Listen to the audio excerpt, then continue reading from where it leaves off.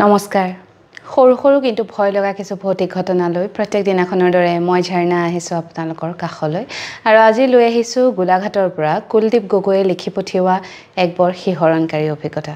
এই অভিজ্ঞতা আপোনালোকৰ আগত ব্যক্ত কৰাৰ আগতে অনুৰোধ কৰিছোঁ, যদিহে আপুনি মোৰ ইউটিউব চেনেলটো এতিয়াও ছাবস্ক্ৰাইব কৰা নাই, যদি বেয়া নাপায় ছাবস্ক্ৰাইব কৰি থ'ব। ইনষ্টাগ্ৰামত থকা একাউণ্টটো ফ'ল' কৰিবলৈ নাপাহৰিব আৰু ফেচবুকৰ পেজখনো যদি এতিয়ালৈকে ফ'ল' কৰা নাই তাকো কৰি থ'ব, যাতে মোৰ ভিডিঅ'বোৰ অহাৰ লগে লগে আপোনালোকে এটা ন'টিফিকেশ্যন পায়। লগতে যিসকলে মোৰ কিতাপখনৰ কথা সুধি আছে তেওঁলোকক কওঁ যে এইখন এখন ই-বুক আৰু ইয়াক পঢ়িবৰ কাৰণে আপোনালোকে www.rong.digital এই প্লেটফৰ্মটোলৈ গৈ মোৰ কিতাপখন কিনিলেই হ'ল আৰু পঢ়াৰ পিছে কেনেকুৱা পালে জনাবলৈ নাপাহৰিব। এতিয়া পলম নকৰি আগবাঢ়ো কুলদীপৰ অভিজ্ঞতাৰ ফালে। এই ঘটনা 2024 চনৰ মানে যোৱা বছৰৰ আৰু এই ঘটনা তেওঁলোকৰ গাঁৱৰ। কুলদীপহঁতৰ গাঁওখন এখন বিৰাট নদন বদন গাঁও, গোলাঘাটৰ গাঁও, কিন্তু কোনখন গাঁৱৰ কথা লিখিছে তেওঁ লিখা নাই। আৰু তেওঁলোকৰ কাষৰ ঘৰৰ যিগৰাকী ডাঙৰ জীয়েক আছিলে তেওঁক তেওঁলোকৰ গাঁৱৰ কাষৰ গাঁওখনলৈকে বিয়া দিছে আৰু কুলদীপৰ লগত মানে তেওঁৰ সম্পৰ্ক বিৰাট ভাল, নিজৰ একেবাৰে ডাঙৰ বায়েকৰ নিচিনাই মানে কুলদীপে ভাবে আৰু সময় পালেই তেওঁৰ ঘৰৰ পৰা আহে। কৰোণাৰ সময়ত আকৌ বায়েকৰ মানে গিৰিয়েকৰ মৃত্যু হৈছিলে। তেওঁ আচলতে কিডনি ফেইলিয়ৰ হৈ মৃত্যু হৈছিলে, পিছে কৰোণাও তেওঁৰ হৈ আছিলে কাৰণে কৰোণাতে মৃত্যু হ'ল বুলি মানে সকলোৱে মানে ডিক্লেয়াৰ কৰিলে ডক্টৰছসকলে আৰু তাৰপিছত তেওঁ অলপ মানে গভৰ্ণমেণ্টৰ পৰা পইচা পালে। সেই পইচাখিনিৰে আৰু অলপ যুগুতাই কুলদীপৰ বায়েকে নিজৰ ঘৰখনৰ লগতে একেটুকুৰ মাটিতে এটা আছাম টাইপৰ ঘৰ বনাই আছে। মানে তেওঁলোকৰ পুৰণি ঘৰটো মানে কেচি বাটামৰ ঘৰ আছিলে, কাষতে নিজৰ সেই টুকুৰা মাটিতে এটা আছাম টাইপৰ ঘৰ তেওঁলোকৰ বনাই আছে। ঘৰটো তেতিয়াও সম্পূৰ্ণ হোৱা নাছিলে, গতিকে দৰ্জা খিৰিকী একো লগোৱা নাই। আৰু যিদিনাখনৰ কথা কুলদীপে শ্বেয়াৰ কৰিছে সেইদিনাখন কুলদীপ সন্ধিয়া সময়ত বায়েকৰ ঘৰলৈ গৈছিলে। গৈ চাহ পানী খাই আহিলে, কথা বতৰা পাতি আহিলে। বায়েকৰ মনটো মানে ভিনীয়েক ঢুকোৱাৰে পিছৰ পৰা অলপ বেয়া হৈ থাকে, গতিকে কুলদীপহঁত গ'লে তেওঁৰ মনটো ভাল লাগে। কুলদীপ প্ৰায় 8-8:30 মান বজালৈকে বায়েকৰ তাতে থাকিলে, তাৰপিছত ঘৰলৈ উভতি আহিলে। ঘৰলৈ আহি পোৱাৰ 15-20 মিনিটমানৰ পিছত বায়েকৰ ঘৰৰ পৰা ফোন আহিছে যে সোনকালে আহিব লাগে তহঁতবোৰ, আমাৰ ঘৰত চোৰ ওলাইছে। বায়েক যিগৰাকী বায়েকৰ কথা কৈছে তেওঁ গিৰিয়েক ঢুকালে, কিন্তু তেওঁৰ মানে দেওৰেক আৰু দেওৰেকৰ ঘৈণীয়েক লগতে শাহুৱেক সকলোখিনি আছে। দেওৰেকে ফোন কৰিছিলে কুলদীপলৈ। কুলদীপে ফোনটো পোৱাৰ লগে লগে তেওঁলোকৰ ঘৰলৈ বুলি আকৌ যাত্ৰা আৰম্ভ কৰিলে। কুলদীপতো অলপ সন্দেহো হ'ল, এই ফুট গধূলিতে কোননো চোৰ ওলালেহি আৰু মানুহ শোৱাই নাই তেতিয়ালৈকে, গতিকে চোৰটো সাধাৰণতে মাজনিশা বা পিছৰ নিশাহে আহে, গতিকে কোননো এই ফুট গধূলিতে ওলালে। সেইবুলি তেওঁ গৈ পালে। গাঁৱৰ বাকী মানুহ মানে তেওঁলোকৰ ঘৰত চাপিছে। তেতিয়া মানে বায়েকে বিৰাট উৰাই ঘূৰাই কান্দিছে আৰু ভয়ত। তেতিয়া তেওঁ সুধিলে কি হ'ল কি কথা। তেওঁ তেতিয়া ক'লে যে কুকুৰকেইটা তেওঁলোকৰ ঘৰত আকৌ দুটা মানে পোহনীয়া দেশী কুকুৰে, কিন্তু পোহনীয়া কুকুৰ আছে। সিহঁতক ভাত দিবলৈ যেতিয়া বায়েক ওলাই আহিছিলে তেতিয়া তেওঁলোকৰ নতুন ঘৰটোৰ যিখন মূল দৰ্জা, মানে তেতিয়ালৈকে দৰ্জা লগোৱা নাই, বাটামটো লগাই থোৱা আছে, সেই দৰ্জাখনতে আউজি এজন মানুহ থিয়হি আছিলে। মানুহজনে পিন্ধনত এটা গ্ৰে কালাৰৰ লং পেণ্ট আৰু বগা এটা শ্বাৰ্ট পিন্ধি আছিলে বোলে।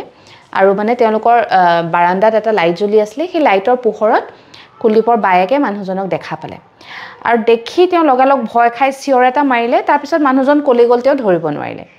সেই কথা তেওঁ লগে লগে দেওৰেকক ক'লে আৰু তাৰপিছত মানুহগৰাকী মানে অৱস্থা একেবাৰে বেয়া, কান্দা কুটা কৰি হুলস্থুল।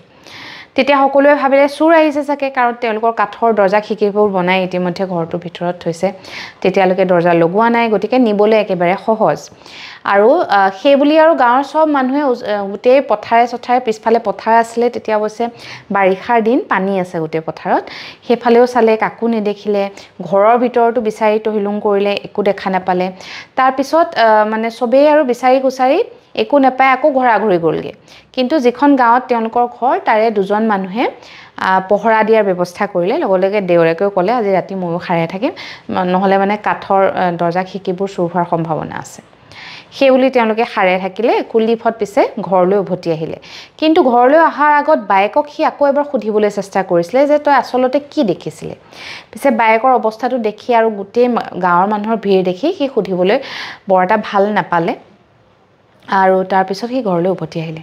কিন্তু পিছদিনা ৰাতিপুৱাই আকৌ মানে বায়েকৰ ঘৰলৈ সি গ'ল গৈ পেলাই সুধিলে যে বা তই কালি আচলতে কি দেখিছিলি তই ভালকৈ কচোন তেতিয়া তেওঁ আকৌ মানে হুকুকাই কান্দিছে আৰু কান্দি পেলাই কৈছে যে সেইটো চোৰ নাছিলে তেওঁ কৈছে চোৰ নাছিলে তেনেহ'লে তই কিহৰ কাৰণে ইমান উৎপাত কৰিলি আৰু গোটেই মানুহ গোট খালে গোটেই ৰাতিখন পহৰা দিলে যদি চোৰ নাছিলে তই কিয় চিঞৰ বাখৰ কৰিলি তেতিয়া তেওঁ কৈছে মই চিঞৰ বাখৰ কৰা নাই মই তেওঁক দেখা পাই ভয় খাই চিঞৰ এটা মাৰিলোঁ তেতিয়া মানে ভাইটিহঁত আহিলে সুধিলত মই ক'লোঁ এনেকৈ মানুহ এজন দেখিছোঁ তেওঁলোকে তেতিয়া চোৰ বুলি নিজে ধৰি লৈ বাকীখিনি তই জানই তেতিয়া কুলদীপে ভালকৈ সুধিলে তেনেহ'লে কোন আছিলে তেওঁ তেতিয়া ক'লে সেইজন বেলেগ কোনো নহয় তোৰ মানে ভিনদেউ তেওঁ আগতেও দুই এবাৰ আহিছে আৰু এই ঘৰটো বনোৱাৰে পৰা তেওঁ সঘনাই আহি আছে বায়েকে বোলে প্ৰায়ে মানে গিৰিয়েকৰ উপস্থিতি অনুভৱ কৰে আৰু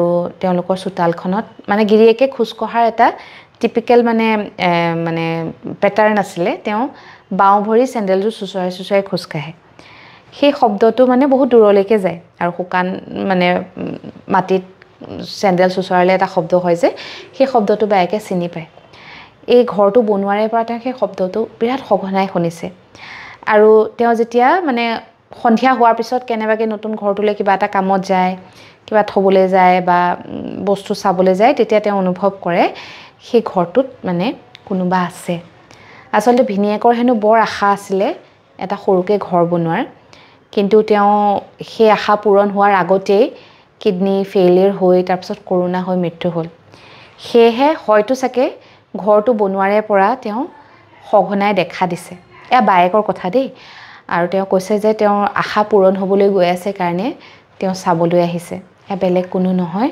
তোৰ ভিনিয়েৰ সেই বুলি কৈ বায়েকে আকৌ হুকুকাই কান্দি পৰিলে সেই কথাখিনি পিছে দেউৰেকেও শুনি আছিলে দেউৰেকেও তেতিয়া মানে চকুকেইটা একদম সেমেকি গ'ল আৰু তেওঁলোকে তেতিয়া বুজি পালে যে আচলতে সেই নিশা কোন আহিছিলে যাক তেওঁলোকে চোৰ বুলি ভাবি গোটেইখন হুলস্থুল কৰিলে সেয়া আচলতে চোৰ নাছিলে বেলেগ কোনোবাহে আছিলে এই ঘটনা ঘটা আজি এবছৰ হ'ল বায়েকৰ এতিয়া ঘৰটোও হ'ল ঘৰত তেওঁ সোমালেও এতিয়াও বোলে তেওঁলোকৰ বাৰান্দাত সেই চেণ্ডেলৰ চুচৰাৰ শব্দ বায়েকে শুনা পায় আৰু দূৰত কেতিয়াবা কলৰ পাৰত কেতিয়াবা ঘৰৰ মানে পিছফালৰ চোতালত বায়েকে ভিনিয়েকৰ উপস্থিতি অনুভৱ কৰে এয়া আছিলে কুলদীপ আৰু কুলদীপৰ বায়েকৰ লগত ঘটা এটা জীয়া ঘটনা যিটো আজি আপোনালোকৰ আগত ব্যক্ত কৰিলোঁ শুনি কেনেকুৱা পালে জনাবৰ কাৰণে ভিডিঅ'টোৰ তলত কমেণ্ট কৰিবলৈ নাপাহৰিব লগতে আপোনাৰ যদি কিবা অভিজ্ঞতা আছে যিটো মোৰ লগত আপুনি শ্বেয়াৰ কৰিব বিচাৰে তেনেহ'লে মোৰ মেছেঞ্জাৰত গৈ এটা মেছেজ কৰিব